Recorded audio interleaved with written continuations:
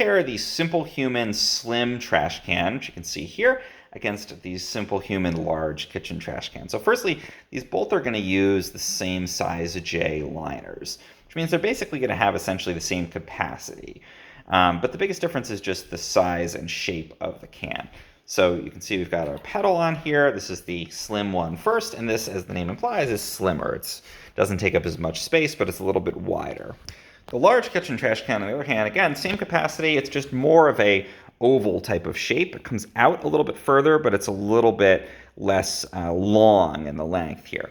So it really depends on what kind of space you have in your kitchen. Again, you're going to have the same size J liner on both of these. Same type of nice stainless steel finish on the front, and the easy to open pedal you've got down here. Again, the biggest difference is just if you have a narrow space where there's not a lot of room to walk by the can, but you have a lot of space along the wall, then you might want to go with the slim one. Otherwise, I would go with this one. I think I like the oval shape. It opens the bag a little bit more. It's a little easier to put all of your trash in there.